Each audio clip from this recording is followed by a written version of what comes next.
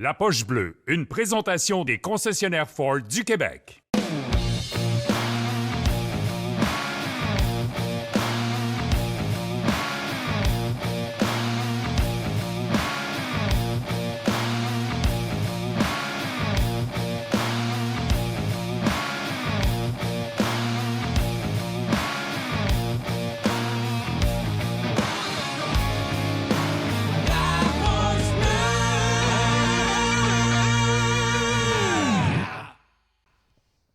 Bienvenue dans les studios Ford, c'est du sérieux, on est en série et c'est pour ça que ce soir, l'aperçu des séries LNH vous est présenté par le Ford F-150 STX 2025.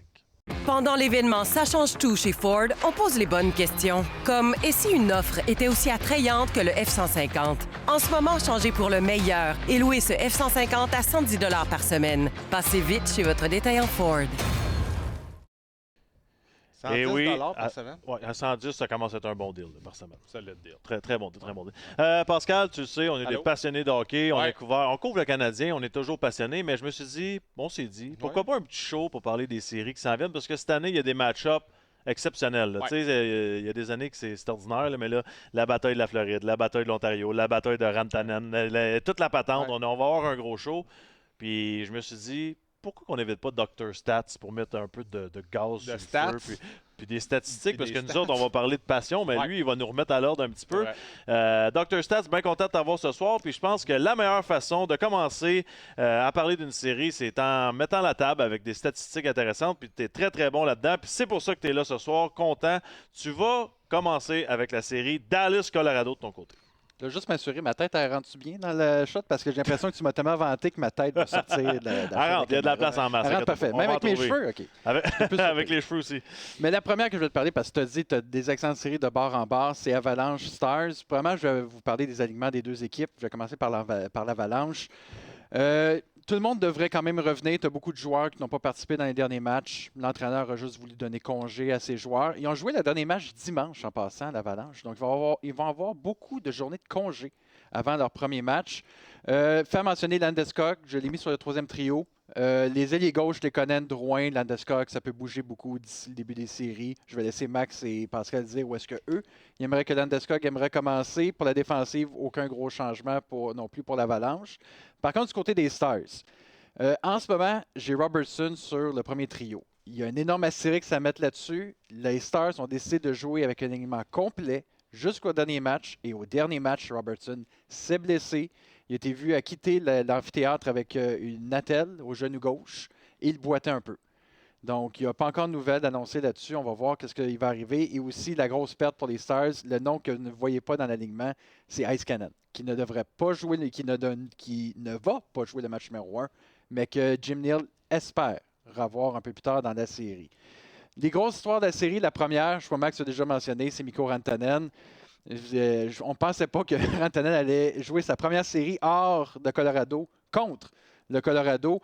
Et pourquoi c'est un énorme vraiment duel pour lui, c'est qu'il a eu tellement de succès avec l'Avalanche dans sa carrière. 34 buts, 101 points en 81 matchs en série avec l'Avalanche, une Coupe Stanley en 2022. Son ratio de points par match, c'est 6e dans l'histoire de la Ligue nationale en série. Je comprends que l'effet McKinnon et McCarr là-dedans, mais c'est quand même très impressionnant. Et aussi à mentionner sur Rantanen, ça n'a pas bien marché en Caroline quand il a été échangé. Mais après ça, avec Dallas, ça s'est beaucoup mieux passé. Presque un point par match. Joue moins. Il joue seulement 19 minutes par match en moyenne avec les Stars, ce qui est environ 2 à 3 minutes de moins par match qu'il joue avec l'Avalanche. Mais je crois que c'est vraiment la grosse histoire du côté des Stars de Dallas. Comment Rantanen va faire contre ses anciens coéquipiers. Et de l'autre bord, c'est justement le retour du capitaine. Il a joué 2 matchs dans la Ligue américaine. Gabriel Landeskog, 2 points. Et aussi, tu as plusieurs de ses anciens coéquipiers qui sont venus le voir jouer. La preuve vraiment comment il a l'importance de ses coéquipiers. McKinnon, Taze, Colton sont allés le voir. McCarr aussi. Donc vraiment, ça, je crois que c'est les gros sujets. Qu'est-ce que tu fais avec Rantanen du côté des Stars? Quelle importance? Et Landeskog, où est-ce que tu le mets dans l'alignement? Malgré qu'il y a des joueurs qui ont joué toute l'année pour avoir cette place en série. C'est intéressant parce que tu regardes la transaction, là, ben, c'est pas arrivé directement, là, mais le fait que Rantanen se ramasse contre son ancienne équipe dans la première ronde des séries, je sais pas si tu l'as vécu, là, mais moi je trouve ça stressant pour un joueur, même si c'est un gars, un élite de la Ligue nationale de hockey. C'est sûr, surtout que. Mais en même temps, c'est pas lui qui a décidé ça. Il était victime un peu de la situation, mais c'est spécial, là, quand même. Là, surtout, là, comme Guillaume disait, l'importance que Rantanen avait avec l'Avalanche, le succès qu'il y a eu avec ce club-là. Mais en même temps, Rantanen, pour moi, c'est un style qui joue, un style de joueur de série. Ouais. On peut parler de McKinnon, oui, c'est un impact indéniable. Mais Rantanen, c'est un gars qui est bon autour du filet. Pour moi, c'est un gros bonhomme. C'est un gars qui est. Si tu lui donnes la rondelle, et il peut vraiment, c'est un finisher. Hein. Tu sais, tu joues avec des gars qui sont capables de finir autour du net. Et c'est pour ça qu'on a vu ces stats là, dans les séries. Mais ça doit être spécial en tabarouette.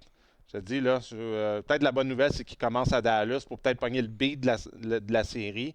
Mais non, mais en même temps, c'est bon pour nous autres. Ça nous fait une bonne histoire à couvrir. Là. Je me demande c'est qui est plus désavantagé. Si c'est le joueur que toute l'équipe de l'autre côté connaisse, à cause qu'ils l'ont eu dans leur rang pendant plusieurs saisons. Ils savent ses tendances, les jeux en avantage numérique. Le gardien connaît son lancer, ou c'est l'opposé. Mais tu parles du goaler Blackwood, il est arrivé tard. Là, il n'a pas joué longtemps, lui, avec Rantanen. Fait que l'avantage, des fois, ça aurait pu être un avantage. Tu dis, OK, j'ai pratiqué tous les jours pendant des années. Dans certaines situations, je peux connaître un peu ses moves favoris ou un peu ses tendances. Mais là, Blackwood, il n'a jamais joué un match en série. Ça va être son premier départ en série. Je pense qu'il y en a 6 ou 7 pros au total. Fait que ça, pour moi, là, ça va être ici. On a parlé des alignements offensifs, c'est naturellement, mais devant le filet. Moi, je crois en Blackwood, mais en même temps, j'ai hâte de le voir comment il va réagir, là, surtout sur la route. On parle de talent depuis tantôt, puis on va y revenir, mais je regarde la série, là, tu sais, t'as Jamie Benn du côté des Stars, mais je me demande si côté l'aspect robustesse, toughness, là, tu sais, là, il est blessé, Guillaume, Dr. Stats vient je l'ai dévoilé. Le super-héros, je l'ai démasqué. Sérieux? C'est Guillaume! Il y a un nom! C'est pas... On va l'appeler un des deux. Ouais. Mais tu regardes, là, Granlund, Hintz, Robertson, Duchesne, Séguin. Rantanen est quand même capable de jouer physique, là, mais je suis pas sûr qu'on le définit comme un joueur physique. Wyatt Johnson, Maverick Bourque, Evgeny Dadonov, la défensive, tu sais, les CC, les Lindell, les Dumba, ils frappent, c'est sûr et certain. Puis je compare par contre avec Colorado, où les McKinnon capables d'être physiques, Lekonen à sa façon capable d'être physique. Brock Nelson, c'est pas le plus physique, mais tu comprends-tu ce que je veux dire? C'est du hockey pesant. Charlie Coyle, Ross Colton, O'Connor et patine. Makar est capable d'être physique. Josh Manson, Lindgren à défense, il est très physique en série aussi. Fait que tu regardes ça vite comme ça. C'est qui a le plus une équipe de série selon toi? Moi je pense que Colorado va passer cette série-là. Je pense qu'ils ont le edge. Surtout, on a parlé de Eskinen à défense. Là. Tu regardes leur line-up des Stars, ça leur fait mal. L'année passée, là, dans les séries, Eskinen, c'est un gars qui jouait 30 minutes par match. Il était seul. Il n'y avait pas Harley avec lui qui avait eu une aussi bonne évolution ou pas avec qui a été testé aussi avec l'équipe Canada. Tu le sais, il était bon, tu étais sur place. Mais Eskinen, je trouve que ça leur fait mal parce que c'est un gars qui mange beaucoup de minutes, que ce soit en avantage numérique ou en désavantage numérique, contre la profondeur de l'Avalanche. Là. Quand tu es rendu, tu parles d'un Charlie Coyle, puis éventuellement un Landeskog sur le troisième trio. Mais là, à un moment donné, c'est tough là, de matcher tes pairings de défenseurs parce que tu as tout le temps une vague qui arrive une après l'autre. Moi, je pense que c'est là peut-être le point faible des Stars. Ce que je vais renchérir là-dessus, Pascal, ça a été le gros problème des Stars dernièrement. Si je regarde les chiffres, justement, je vais vous les montrer, la défensive des Stars dans le dernier match des séries, c'est des 3 buts, 4 buts, 5, 6 buts accordés par match et on accorde aussi beaucoup de tirs.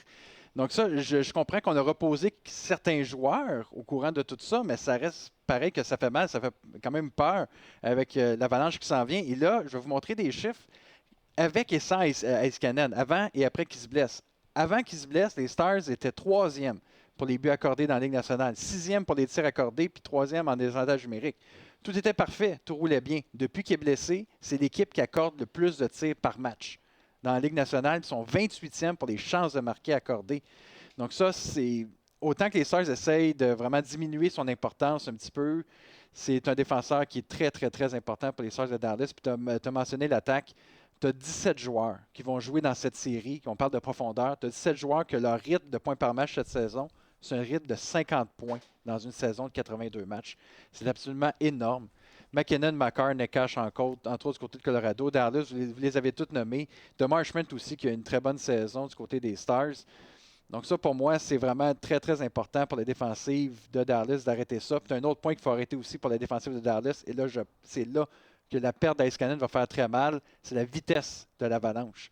McKinnon mène la ligue pour les poussées de 32 km/h et plus. Makar mène pour les défenseurs. Et l'équipe au total mène avec presque 2500 poussées de 32 km/h et plus. C'est 350 de plus que l'équipe en deuxième place. Et rien contre les Bushkin, mais ce n'est pas Iskanen pour arrêter la vitesse sur la première paire. C'est tellement bon. Là. On parlait toujours de plus et moins là, dans notre temps. Là, on est rendu avec la vitesse des joueurs. Durant la saison, moi, ça là, on est rendu loin. Là, moi, je suis. Là, vous me perdez là-dedans. La vitesse. T'as-tu la vitesse de McKinnon un mardi? Non. Hey, on est-tu capable de trouver la vitesse de Max Lapierre dans le temps? Malheureusement, les radars ne marchaient pas. Puis, il faut que ça aille minimum 5 km/h. Donc c'est parce que moi, c'était trop vite. Il y a un joueur dont on va parler. Puis tu sais qu'on choisit toujours un joueur à surveiller dans les séries présenté par Shark Ninja Crispy. Ouais. J'ai pas le choix de choisir Gabriel Landeskog pour moi qui fait un retour. Puis c'est impressionnant. Là. C'est plus que 2 ans d'inactivité, pas jouer dans la Ligue nationale de hockey, puis faire un retour avec une blessure grave. Puis tu sais, on parle souvent du Ninja Crispy, là, qui est le Air Fryer, qui est 4 en 1, qui fait le Max cuisson, friture à air, re-crisp, tu peux vraiment tout faire avec ça. Puis, c'est le jeu de mots, c'est vrai pareil, mais Landeskog, c'est ça. C'est un capitaine, un leader, un scoreur, un gars robuste, capable de jeter les gants, un spécialiste défensif. Est-ce que c'est. On est-tu tombé dans le ballpark? Je te dirais que c'est une de tes bonnes performances de description de joueur. J'ai absolument rien à rajouter, à part que tu as encore volé ma ligne. C'est comme avoir un joueur polyvalent qui peut tout faire sur la glace. Ouais, mais attends, mon choix, c'est Gabriel. Je vais donner un comeback, OK, mettons. Okay. T'as raison, Max, c'est un joueur polyvalent. Puis t'as dit qu'il était physique puis qu'il se battait. Ouais. Mais il y a d'autres choses que tu ne sais pas qu'il est capable de faire. Si jamais le joueur de centre se fait sortir, il est capable de gagner des mises au jeu. Il est capable de jouer au centre aussi. Ouais. Ben oui. Qu'est-ce que je te dise de plus? T'as tout dit, celui. Je t'overshine même dans... Ben, dis pas que tu m'overshine. Non, ben, prends ta place. T'as fait le tour. Prends ta place. T'as un micro, prends ta place. Ben non, mais là c'est quoi le bullying aujourd'hui? Hein? Ça, c'est pas du bullying. Ouais, c'est du bullying. Non, ça, c'est de la discussion c'est du passif-agressif. Allez checker ça. Il y a un concours et vous pouvez gagner. Dans le chat, il y a un lien pour la description du concours. Ça, tu pouvais pas le dire, ça? Admettons, te reprendre. Ben, je sais pas, là. Tu me dis tout le temps que, regarde, toi, tu me dis, là, OK, moi, je vais faire le Ninja Crispy, là. Toi, fais juste sourire à côté de moi, puis ça va bien aller. C'est ça que tu me dis quand j'arrive ici. Ben, tu sais quoi? Tu fais bien ton travail. Ben, t'as vu, genre? Know your role. OK. Ben, parlant de role, Gabriel Landeskog. On parle de Demidov à Montréal. C'est un jeune, il commence dans la Ligue nationale de hockey, il arrive au match 80. Il y a une gestion quand même complexe parce que tous les partisans veulent le voir. Mais là, je pense qu'on monte ça d'un niveau. Tu as un vétéran qui a gagné la Coupe Stanley, c'est ton capitaine. Comment tu gères son temps de glace à lui? Landeskog, moi, je pense que... la bonne nouvelle, c'est qu'il a bien survécu, on va dire, son conditioning là, de 2 matchs dans la Ligue américaine. Il y a un but, une passe en 2 matchs. Puis lui-même disait qu'il se sentait bien. Fait que ça, tu sais, moi, j'ai vraiment une pensée pour ce gars-là parce que j'ai eu des problèmes de blessures en fin de carrière. Puis c'est pas facile, là. Et puis, on peut dire que ce gars-là, il a gagné une Coupe Stanley, il a fait l'argent, il vaut je sais pas combien. Il a pu juste s'en aller chez eux avec sa famille, puis il s'est dit, hey, j'ai fait la job. Mais ce gars-là s'est acharné, puis pendant 2 ans, faire de la rehab, tu le sais, toi aussi, tu as été blessé. C'est plate. C'est tough, c'est plate, puis c'est pas juste physiquement, c'est mentalement. Fait premièrement, chapeau à ce gars-là. Il a l'opportunité de revenir dans tout un club de hockey. Comment tu gères maintenant? Moi, je pense que ça dépend de ce qu'il te donne. J'haïs pas, comme Guillaume disait, là, de commencer sur un 3e trio. Lui donner un petit peu moins de minutes. Sûrement de l'avantage numérique sur une deuxième unité, sur un power play numéro 2. Puis après ça, mais je pense qu'ils vont le gérer de match en match, peut-être même de période en période, comment que la série va. Tu sais, mettons, tu es en mode panique, puis tu n'as pas d'offensive beaucoup là, les 2 premiers matchs à Dallas, là, mais peut-être que c'est un peu ta licorne de dire, OK, peut-être qu'il peut être capable de changer une game pour nous, parce qu'il n'a pas oublié comment jouer au hockey, ce gars-là. Là.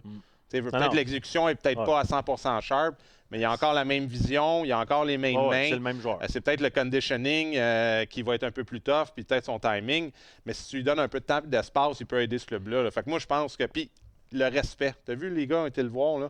pense pas qu'il y a un joueur qui va chialer dans ce vestiaire-là si Landeskog prend des minutes d'un autre joueur en série pour essayer de gagner une série. Question avant de changer de série. Si tu mènes 3-0 dans la série du côté de Colorado, t'assieds-tu Landeskog pour le reposer? Non. Non, parce qu'il n'a pas joué. Mais tu sais, quand tu Ça dépend comment est son genou. Si son genou, c'est un genou, là, je pense, lui, qui a son problème. Il est magané, là. Il est magané, mais si son genou n'est pas enflé, ils ne nous le diront pas anyway, mais s'il n'est pas enflé et il va bien, il n'a pas joué. On fait qu'on le roule. Oui, moi, je pense qu'on le roule. OK, parfait. Ouais. Prochaine série, on parle de série spectaculaire, mais c'en est une, la 4e année consécutive qui s'affrontent, les Kings contre les Oilers d'Edmonton. Et on va mettre la table avec Dr. Stats. Encore. Oui. Les Oilers, pour l'alignement, votre hypothèse est aussi bonne que la mienne. Pour quel alignement qu'ils vont mettre lors du match numéro 1. McDavid va être premier centre. Draisaitl va être deuxième centre. Henrik va être troisième centre. Les 9 autres joueurs, je sais, même moi, je ne sais pas où aller pour les Oilers. Evander Kane va même probablement faire son retour au jeu. Son premier match de cette saison va probablement être en séries éliminatoires. Tout le reste, c'est Trent Frederic, où est-ce qu'on n'est pas sûr du côté des Oilers, ils vont revenir. Du côté de la défensive, pas de Mathias Ekholm pour le premier tour. Nurse a évité le pire, juste un match de suspension, donc il va être là au match numéro 1 pour cette série. Du côté des Kings, le Byfield, on ne sait pas ce qui se passe avec lui. Il devrait être correct. C'est lui qui s'est fait donner le coup par Nurse. Le reste, pour les Kings, tout est beau pour l'alignement, pour les attaquants, les défenseurs. Mais je crois que l'attention qui retient dans cette série-là, c'est les 2 matchs qui se sont disputés en avril. Si je vais juste pour les stats, c'était 2 victoires pour les Kings, 8-0 pour la troupe de Los Angeles. Mais les minutes de pénalité, c'était 61 pour Edmonton, 18 pour LA. Pas de McDavid, pas de Draisaitl pour les 2 matchs. Et il y a eu un petit peu de discussion après la rencontre de Philippe Danault, entre autres, qui a dit « Je crois qu'ils ont mis leur équipe B pour nous blesser. » Et en revanche, Corey Perry qui a dit « Qu'est-ce que tu veux qu'on fasse? Nous ne jouons pas pour blesser des joueurs. » Il aurait dû voir ce qui s'est passé dans les dernières semaines pour nous. Ça va être tough, ça, pour moi, parce que là, je ne sais pas c'est quoi la situation exacte de Ekholm, mais s'il n'est pas capable de revenir dans cette série-là, je ne sais pas comment que la défensive des Oilers peut résister en série contre une équipe qui est quand même très solide du côté des Kings. Moi, je suis d'accord avec toi. Moi, je pense que c'est une des erreurs pour moi des Oilers. Je pense qu'ils ont mal évalué leur défensive. Ils font beaucoup trop confiance. Justement, avec qu'est-ce qu'ils ont. Moi, il y avait besoin d'un autre gars comme Ekholm. Ouais. Là, maintenant, on a été chercher là, des gars, là, on nous met notre espoir sur un gars comme Kane qui n'a pas joué de l'année. Un Frederic qui est blessé, qui n'a pas joué vraiment, même avec cette équipe-là, il n'y a pas eu de répétition avec un trio sur une base régulière. Aucune chance de créer une certaine chimie. Puis tu as été échangé, là, des fois, s'adapter à un système de jeu. Là. Pas facile. C'est pas, tu fais pas ça en claquant des doigts, juste en faisant des pratiques. Là. Fait que moi, sérieusement, là, puis moi, je choisis les Kings dans cette série-là. Ça fait 3 ans qu'un sont battus, que les Oilers battent les Kings en série, mais ils ont tout le temps poussé à la limite. C'est une équipe, je pense, qui comprend bien le système des Oilers. Ils sont capables de ralentir McDavid et Draisaitl. On le sait qu'ils vont faire des points. Là. C'est 2 gamers, les gars, mais je trouve qu'ils ont un système de jeu très défensif avec de l'expérience pour les ralentir. Puis les Oilers, là, moi, comparé, ils ont plus Holloway. Ils ont pu Fogle qui est rendu avec les Kings. Moi, je trouve que c'est pas la même équipe que l'an passé. Puis devant le filet, moi, désolé, moi, je leur fais pas confiance encore. Par contre, je me demande si la stratégie qui a été employée pendant 3 ans d'utiliser Kopitar, Danault contre McDavid, Draisaitl pour la gang, je trouve que ça n'a pas fait le travail pareil. Là. Ils n'ont pas réussi à les battre 3 fois. Là. Right? Si je ne me trompe pas, Dr. Stats, c'est 3... Et voilà, 3 années de suite. Ils ont perdu 3 années de suite. Fait qu'à un moment donné, il faut que tu changes de quoi. Puis tu sais, on le sait, là, on connaît le McDavid puis Draisaitl en santé. S'ils sont capables de dominer, peu importe qui tu mets sur les ailes, c'est une chose. Par contre, en santé, top shape, tout le monde dans l'alignement, les Oilers, je pense que les Kings perdent encore. Parce que puis là, on s'entend, là, c'est un long shot. Là, mais si Frederic est là puis il se sent bien sur la glace, Kane est là puis il se sent bien sur la glace, Ekholm fait un retour, Hyman fait un retour, Klingberg, je pense pas, là, mais Stetcher est capable quand même d'être solide en défensive à sa façon. Là. Darnell Nurse, c'est combien de temps? Là, c'est ça. Il s'est fait suspendre pour le dernier match de la saison régulière. Il est correct pour le match numéro 1. Tu sais, si tu as tous ces gars-là qui reviennent et sont top shape, je regarde l'équipe des Kings à Los Angeles.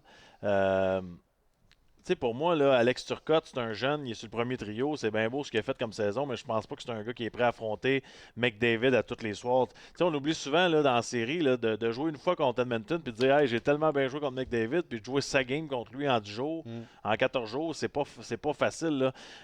Alex Turcotte sur le premier trio. Kuzmenko est talentueux, mais je sais pas si je fais confiance.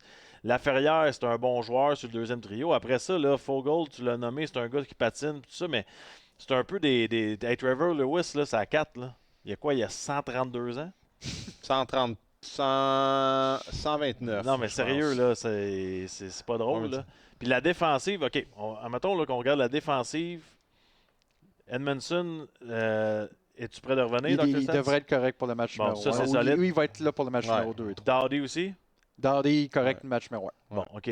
T'as Gavrikov aussi qui est bon. Anderson est bon. Clark est bon. Cette année, moi, les Kings aussi, voyons, devant le filet, Kemper a eu une bonne saison. Puis les Kings sont vraiment bons à la maison. Il y avait la meilleure équipe à la maison cette année. Je pense qu'ils ont perdu 5 ou 6 matchs seulement toute l'année. Fait que c'est une équipe quand même, je trouve, qui est plus solide défensivement.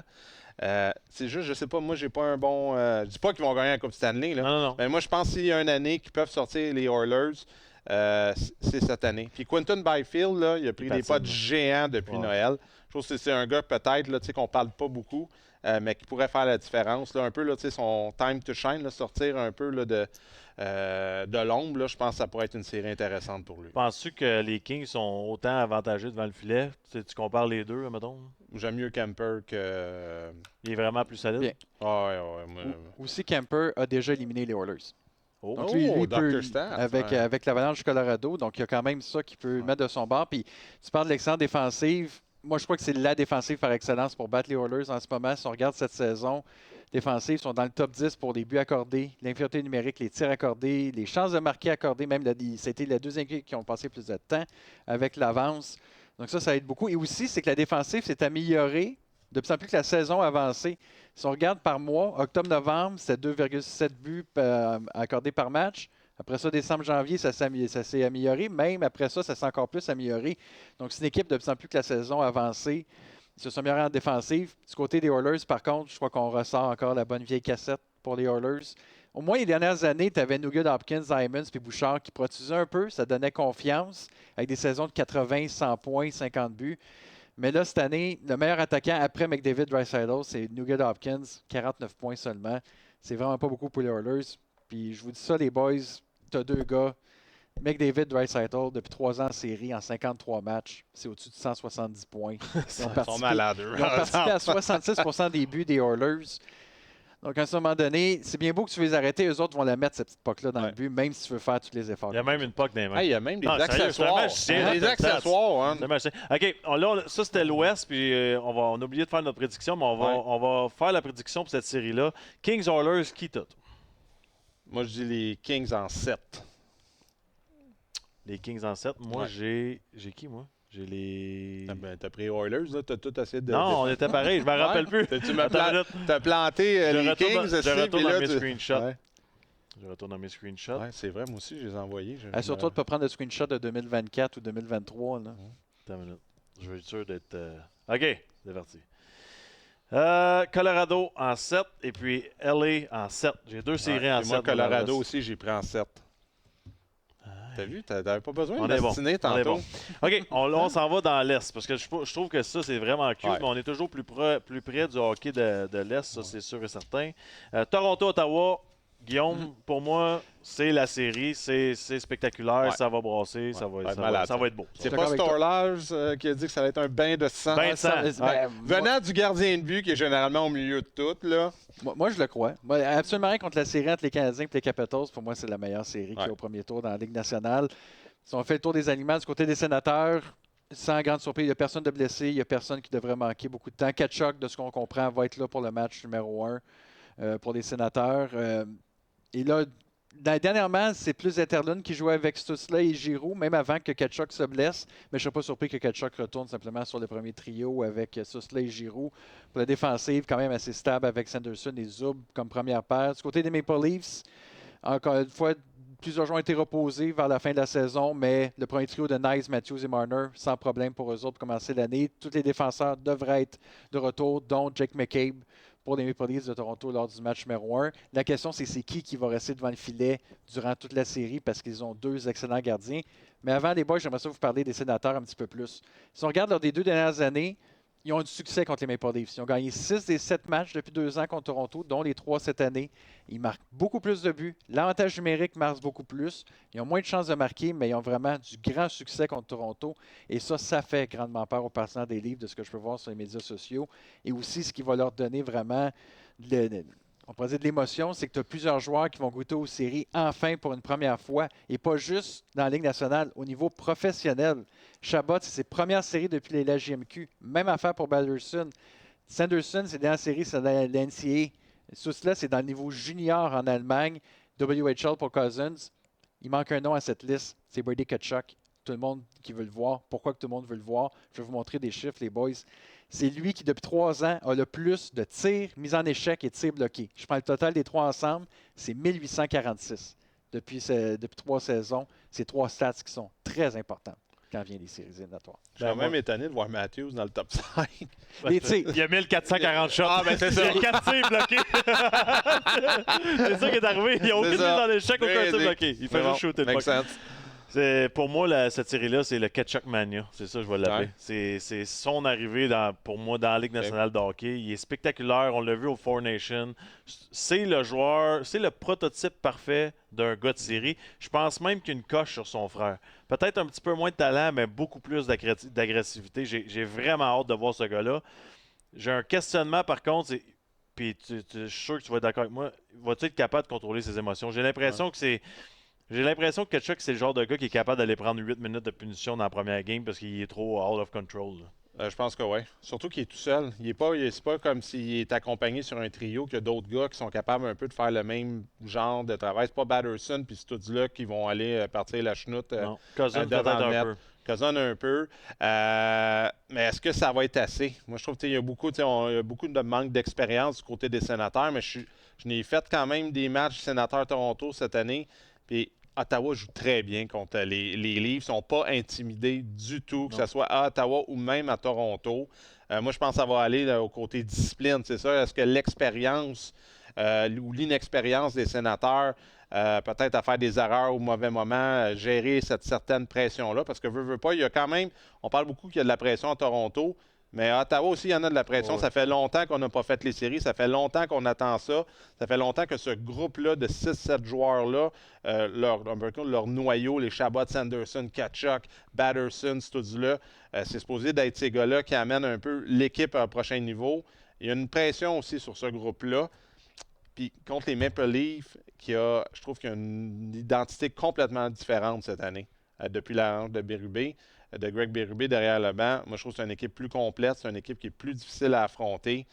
Puis je pense qu'ils sont juste dus, Toronto. Ouais. Ils sont juste dus de faire plus qu'une ronde ou deux. Ils sont équipés plus pour aller à la guerre. Puis ils ont 2 gardiens de but cette année. S'il y en a un qui ne marche pas, je ne peux pas croire que l'autre ne fonctionnera pas. Puis Wall a été très bon en série l'an passé. Moi j'aime les Sénateurs. J'ai joué pour eux autres, mais je pense que les Maple Leafs vont passer à travers. Mais ça va être toute une série. 100% d'accord, beaucoup d'émotions. La seule affaire, moi, le X-Factor, pour moi, je pense que la défensive des Sens, autant qu'ils sont mobiles, talentueux, quand tu regardes et tu arrives en série, tu sais comment c'est. Il n'y a pas personne de l'autre bord que tu te dis « Ah, boy, je peux pas croire que je vais aller contre lui dans le coin 6 games de suite, ça me tente pas, il va me croche-checker. » C'est pas ce style de défensive-là. Puis tu regardes l'attaque des Leafs, tu parlais de Waves là, avec Colorado, que c'est tout le temps un trio. Tu regardes les joueurs. Là. Matthew Nice, je m'excuse, c'est une bête. Le kid, il frappe, il est tannant, il va au net. Matthew, même si c'est pas le gars le plus épeurant, c'est un gros gars à tasser. Marner, c'est son talent. Non, Marner, Nylander, tu es toujours stressé avec quel move qu'ils vont te sortir. Après Nylander, il est gamer. Hein? Ça a été le meilleur joueur en série des 3 dernières années. Moi, je le trouve gamer. Tavares, il connaît une saison exceptionnelle parce que Greg Berube, c'est l'entraîneur parfait pour un joueur qui joue ce style de jeu-là. Mais tu sais, le plus gros problème des Leafs depuis plusieurs saisons, c'est qu'on n'avait pas de défenseurs de série. Puis là, on a ajouté juste des défenseurs de série. Brandon Carlo, c'est un défenseur de série. Chris Tanev, c'est le défenseur. numéro 1 que tu vas avoir en série. J'ai joué avec à Vancouver l'année qu'on était allé en finale. Le kid, il bloquait des shots avec sa face. Ouais. Il n'y avait plus de dents, puis il voulait en bloquer un autre. Simon Benoît joue tough pareil. Il est sous-estimé dans son style de jeu. Morgan Riley fait le travail dans son style de jeu aussi. Puis tu sais, on regarde les blessés, puis j'ai hâte d'entendre Dr. Stats, mais si Jake McCabe revient, Eggman Larson qui a gagné la Coupe Stanley avec les Panthers de la Floride revient, l'expérience. Et puis si à l'attaque, Max Pacioretty qui cette année, lorsqu'il jouait, donnait des mises en échec percutantes. Là. Si ces gars-là reviennent, je trouve que les Leafs, avec l'entraîneur qu'ils ont, vont faire mal, pas à peu près. Ben, comme, voyons, McCabe, là, on le voit, il est day-to-day. Là. Ce gars-là, c'est sûr qu'il va jouer, puis il joue un style, c'est le genre de gars qui va jouer blessé là, aussi. Là. Ouais. Mais Nice, je trouve que c'est vraiment un bon point. On n'en parle pas de ce gars-là. Il passe dans l'ombre à cause du top 4, là, du Big 4. Là. Il a toute une saison, lui. Il est bâti pour jouer des séries, avoir un impact. Là. Si on regarde les mises en échec puis les tirs, tout ça, comparé à Tkachuk, c'est pas si différent que ça pour Matthew Nice. Puis juste une petite parenthèse des défenseurs. Oui, McCabe et Ekman Larsson, ça devrait être disponible pour le match numéro 1. C'est quand même un champion de la Coupe Stanley, Ekman Larsson. Mais par contre, les Maple Leafs, moi je te dis, Max, tes Ferrari doivent être des Ferrari. Les Maple Leafs payent une beurrée pour 2 joueurs spécifiquement. Et le premier que je vais parler, c'est Matthews. Si on regarde sa moyenne par match en saison régulière depuis 2021, c'est fantastique. Ses buts par match, ses points, mise en échec, c'est 1 par match, c'est bien correct. Le ratio de revirement, c'est bien beau. Mais quand on arrive en série, on diminue de moitié pour les buts par match. Les points par match, une petite diminution, mais ça, c'est normal pour les joueurs rendus en série. Mais moi, c'est les mises en échec qui me fait plus peur. Il y a 4 fois plus de mises en échec et il y a 2 fois plus de revirement presque. J'ai l'impression que son attention n'est pas mise à la bonne place. Quand on vient aux séries, il est plus occupé à vouloir faire de la mise en échec, à vouloir faire le revirement, plutôt que de marquer des buts, qui est sa tâche. Et l'autre joueur, c'est Marner. Marner, dans les matchs 1-4, on n'a rien à redire sur son rendement en série. C'est plus qu'un point par match. Il tire beaucoup au filet. Il marque des buts, c'est fantastique. Mais dans les matchs 5-7, il y a juste un but en 24 matchs. Puis le but, c'est en 2018. Donc ça fait 6 ans de suite. Dans les matchs 5-7, Marner n'a pas de but. Pour les Maple Leafs. Pour moi, si ces 2 joueurs-là gardent ces mêmes stats, même s'ils ont une meilleure profondeur, et il y en a une meilleure profondeur. Moi, tu as parlé de plein de noms, même en attaque, Max. Moi, je pense que tu remplaces Dewar, Bertuzzi et Reeves par McCann, Lawrence et Lawton. C'est déjà une amélioration pour les Maple Leafs.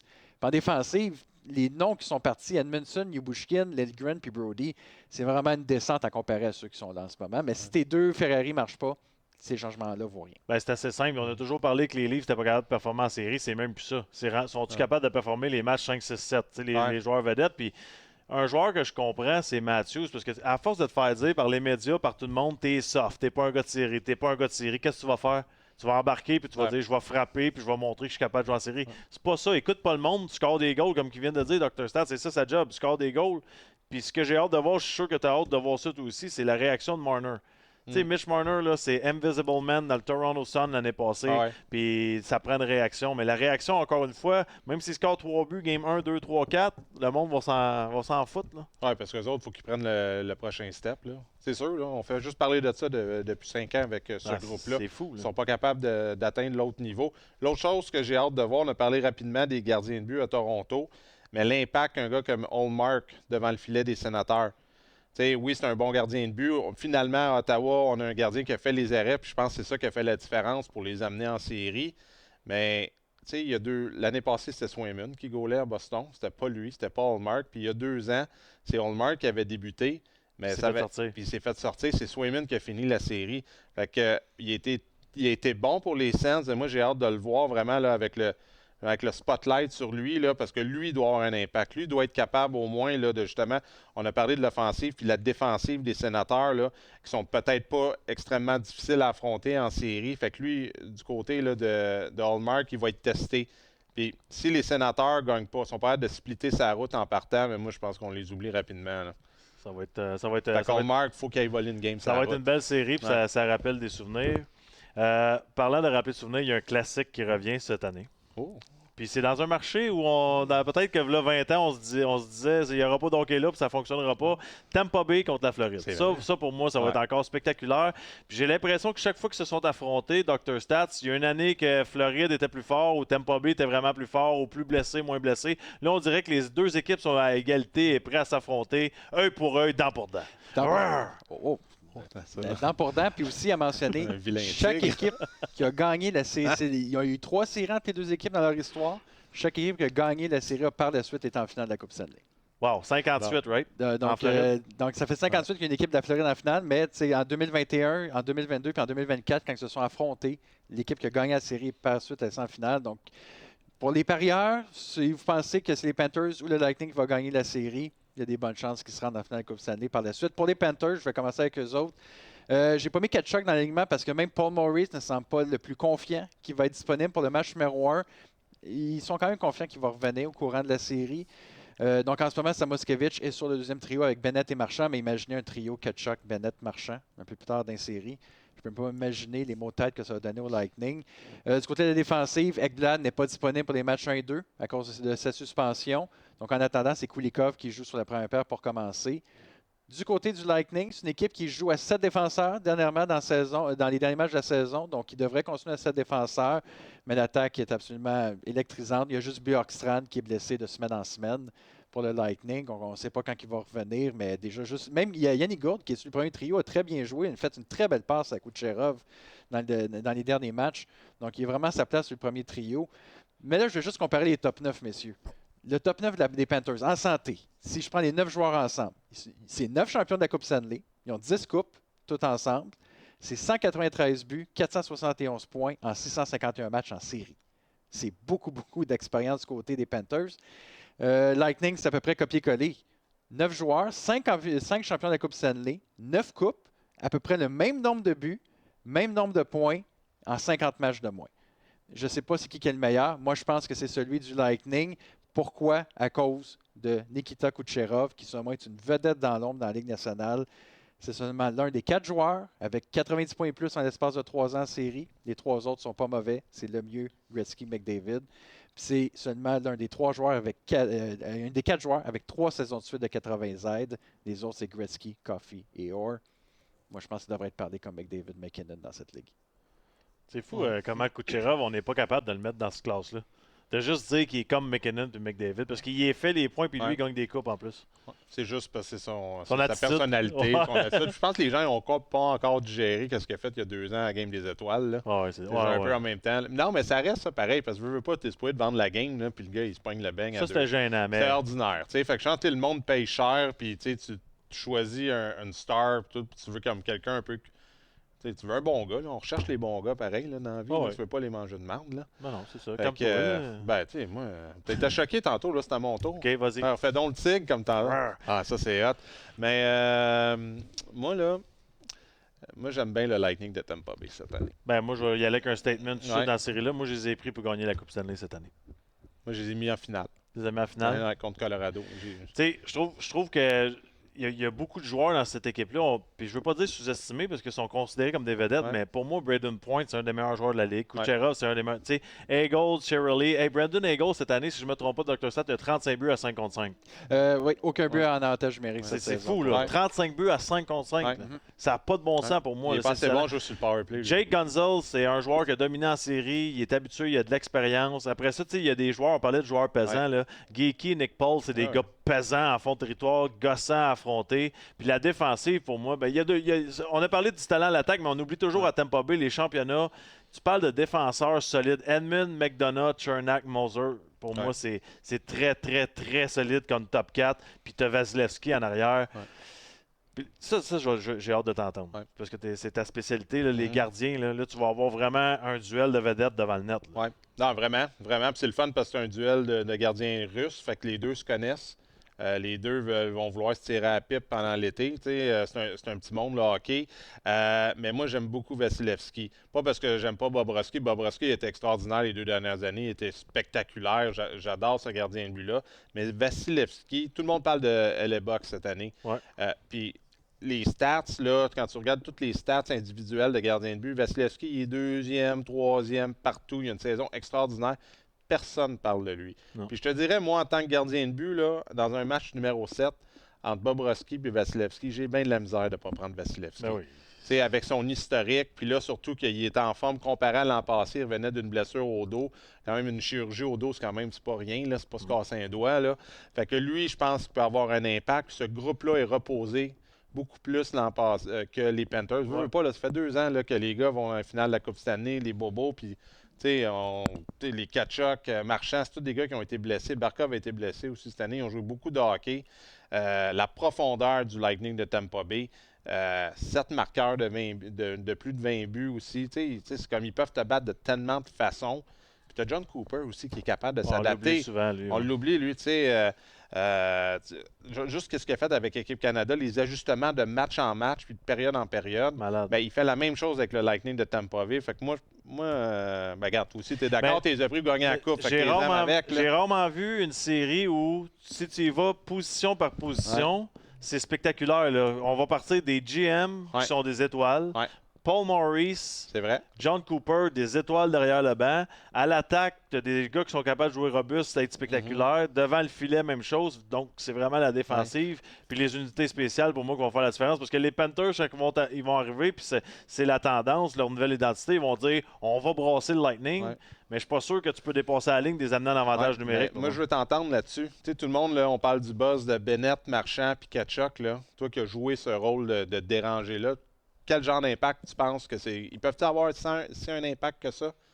Parce que tout le monde a hâte de les voir. Là. Ben, je te dirais que, admettons, si je me remets quand j'étais joueur, si j'arrivais contre les Leafs de Toronto, je me dirais party time, ils créeront pas à ça, moi, toutes les faire broyer. Contre le Lightning de Tampa Bay, je me serais senti comme un clown parce que tu te dis, je parle dans le beurre. C'est ça. Parce qu'ils se retourneront même pas, ils ont gagné des coupes, ils sont dans le mode série. Ils te regardent comme. Ils sont même pas fâchés, ils te regardent comme t'es cute. Ils veulent te donner un cornet de crème glacée et te dire va jouer avec tes amis. Non, mais tu comprends-tu? Moi, j'en ai ici si tu veux, Pascal. Non, mais c'est vrai, mais non, parce que tout le monde me parle, moi, des chums. Ça va être écœurant, Bennett, Tkachuk, Marchand. Oui, tu sais, moi, on est fan de hockey, genre de voir le genre de fuck qui vont partir en série. Mais vu que c'est contre le Lightning, pour eux autres, moi, je trouve, tu sais, Edmund, le McDonald's, c'est ce qu'on appelle un vrai coup d'épée dans l'eau. Tu penses, hein? Ouais. Mais par contre, les bols, je voudrais juste mentionner un point. Tu appeler les bols? Les bols? Intelligent, les bols, oui. La boîte est ici. Le Lightning, il faut qu'il fasse face à l'adversité, par contre. Parce que les séries de 2023, ils ont été éliminés au premier tour contre Toronto, mais 3 défaites en prolongation. Ils étaient fatigués. 3 finales de Coupe Stanley avant, on a un peu compris. L'année dernière, par contre, ils ont été éliminés en 5 matchs par Floride et ont mené seulement pendant 2 rencontres. Ça, je crois que ça fait un peu mal au Lightning. Puis c'est une équipe qui est capable de se reprendre si on regarde leur historique. Série 2014 ont été balayés en 4 matchs par Montréal. L'année d'après, ils ont été en finale de la Coupe Stanley. En 2019, ils ont été balayés en 4 matchs par Columbus dans une saison record pour eux autres. Ils sont revenus avec 3 présences consécutives en finale de la Coupe Stanley. C'est une équipe qui est capable de se reprendre après quelques petites années difficiles. Ça va être toute une série. Il y a notre choix, en fin de compte. Une autre série dont on voulait parler, c'est Caroline contre New Jersey.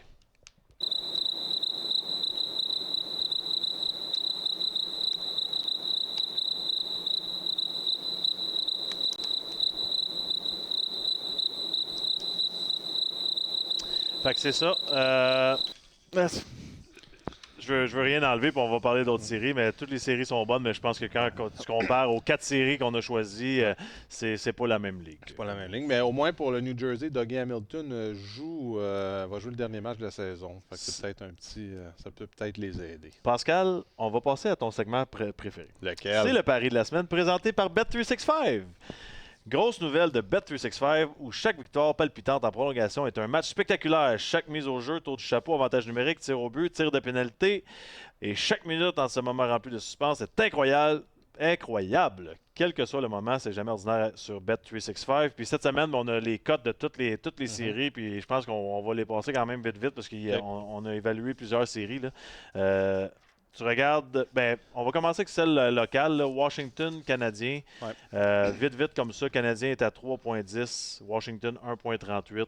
Je pense que, dans mon cas, je vais le dire, j'ai Canadien en 7. Je pense que si le Canadien joue comme ils ont joué après la Coupe des 4 Nations, ça va être une victoire du Canadien. Moi, j'ai pris Washington en 6, mais je trouve que la cote est intéressante à 3 fois ta mise sur le Canadien parce que ça va être plus serré que les gens le pensent. Du côté de Floride, Tampa Bay, c'est serré, là, on s'en attendait, on vient d'en discuter. Floride à 1,86, Tampa Bay à 1,95. Puis tu vois, moi, je vais avec le Lightning de Tampa Bay. Ça va être une autre série en 7 selon moi.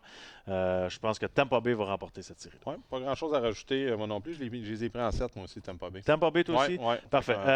La série endormante, mais qui reste que c'est la Ligue nationale.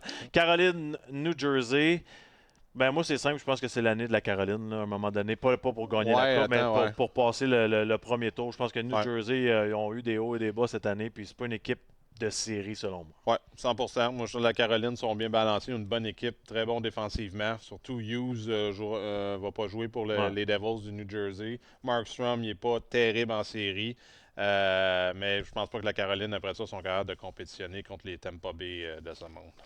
Ottawa, Toronto, beaucoup d'émotions là-bas aussi. Ouais. Ottawa à 2,50, Toronto à 1,55. Moi, je pense, j'ai choisi Tampa Bay pour gagner la Coupe Stanley puis aller en finale dans l'Est, là, mais Toronto n'était pas loin dans mon raisonnement. Je pense que c'est une équipe qui est arrivée à maturité, qui a de la toughness, qui a un bon entraîneur. Donc, j'ai pris Toronto. Je pense aussi que j'ai mis en 7, si je ne me trompe pas. Moi, je les ai pris en 6. Moi, je pense que aussi Toronto, je les aime, les Leafs cette année. Je pense qu'ils sont rendus là. Les Sens jouent bien contre les Leafs, mais manque d'expérience. Je pense que tout va être nouveau, tout va aller vite. Puis tu as amené un bon point, je pense, tantôt sur la défensive des Sénateurs. Je pense pas qu'elle est bâtie. C'est pas vraiment une défensive de série. Fait, je pense que les Leafs vont profiter de ça. Puis ça sera pas difficile d'aller au filet. Les grosses vedettes des Leafs ne seront pas trop dérangées. Je suis d'accord. Une dont on n'a pas parlé, mais je suis sûr que ça va être une très, très bonne série, c'est Minnesota contre Las Vegas. La cote de Minnesota à 3. Moi, je pense que Vegas est encore une fois une équipe très difficile à battre cette année en série à 1,41. J'ai pris Vegas en 6 de mon côté. Moi, j'ai pris Vegas en 5. Je trouve qu'ils sont juste trop forts. Ils sont trop... Jack Eichel, impact encore énorme. Il est en santé cette année. Il lui contrôle le match. Puis pour moi, c'est les défenseurs des Golden Knights. Quand tu es des Pietrangelo, des Theodore, c'est une grosse défensive. Minnesota, pas assez de punch offensivement. Kaprizov et Eriksson sont revenus dernièrement de leur blessure, mais je pense pas que c'est assez pour percer cette défensive-là efficace des Golden Knights. Fait que les Golden Knights en 5, moi. Oh, ouais. OK, une facile. Saint-Louis-Winnipeg. Saint-Louis à 2,85, Winnipeg à 1,44. Puis là, je vais vous surprendre. Moi, c'est Saint-Louis en 7. On sont sur un high un petit peu comme l'année où ils ont remporté la Coupe Stanley. Ils arrivent de nulle part. Montgomery a fait tout un travail comme entraîneur. Winnipeg, je pense que Hellebuck va encore choquer en série comme qu'il fait à chaque année. Moi aussi, j'ai pris Saint-Louis. Hellebuck, moi, j'ai pas confiance en Hellebuck. Je trouve que quand il est challengé, quand on met du trafic devant lui, c'est ce qui s'est passé l'an passé avec l'Avalanche du Colorado. C'est comme ça que Colorado a battu les Jets. Ils ont dérangé beaucoup Hellebuck. Je trouve qu'il abandonne vite quand il y a beaucoup de trafic devant lui. Puis on dirait sous pression, il donne beaucoup de retours. Puis il ne m'a pas encore prouvé qu'il est capable de faire la différence. On l'a vu, les 4 nations. Ouais. Qu'est-ce que j'ai hâte de voir? C'est un rematch entre Binnington et Hellebuck. Puis quand c'est important, je trouve que Binnington peut avoir le dessus dans une série sur Hellebuck. La grosse série, la série Rantanen, qu'on va l'appeler. Colorado-Dallas. Colorado à 1,66, Dallas 2,25. Moi, j'ai pris Colorado. Je pense encore une fois, c'est eux qui vont se ramasser en finale de la Coupe contre le Lightning. Non, moi aussi, j'ai pris Colorado. Moi, j'ai pris Colorado pour gagner la Coupe Stanley. Trop de profondeur. J'ai aimé vraiment toutes les additions qu'ils ont faites. Ils veulent pas, ils ont changé leurs 2 goalers. Ils ont été chercher de la profondeur au centre. Landeskog qui revient. Ouais. Selon moi, il va avoir plus un impact que les gens pensent. McKinnon, Makar, c'est réglé. C'est dur à battre des joueurs comme ça. Pouf. Puis, n'oubliez pas de télécharger l'application Bet365 dès aujourd'hui. Utilise le code NATION pour participer au jeu. 19 ans ou plus, jouer de manière responsable. Puis Pascal, on avait pris un petit pari avant la saison que le Canadien allait faire les séries ou non. J'ai mis le Canadien en série, tu as dit non. Donc, je te fasse un transfert. Tu me dois un petit transfert. J'aimerais que tu me transfères un petit virement Interact, s'il vous plaît. Il n'y a pas de problème. Je vais mettre ça dans mon compte. Tu prends ton téléphone, tu mets ça dans mon compte. Tu as dit 5 $, hein? Non, c'était 10. C'était 10? Je vais t'envoyer 20 parce que je t'aime bien. OK, relax. Là. Tu l'auras tantôt. Là. Paye sur le bouton. Merci. Ça, je le savais pas. Je trouve ça très bon. Moi, l'effet sonore ici, je suis un grand fan. On devrait faire un CD d'effets sonores. Simon, on peut-tu avoir le Ninja Crispy?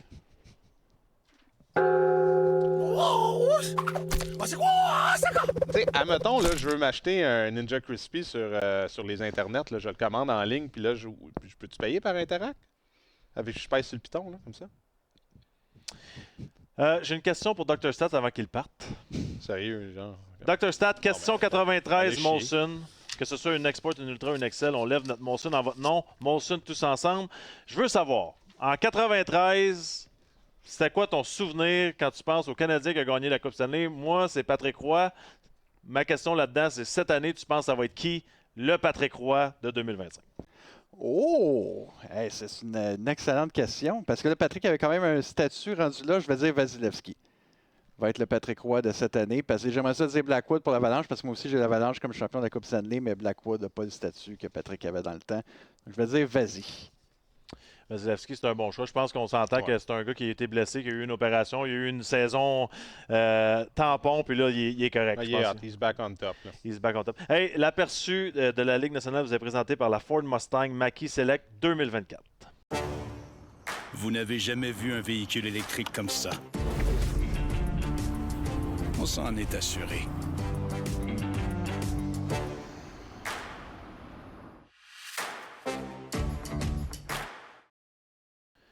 15 000 de rabais, ça commence à être du rabais. On s'entend là-dessus. Encore une fois, merci beaucoup d'avoir regardé le show. On vous souhaite des séries exceptionnelles. Puis on prend pour plein des équipes, mais on espère que le Canadien en finale. Toujours bon pour le Québec. À la prochaine. La Poche Bleue, une présentation des concessionnaires Ford du Québec.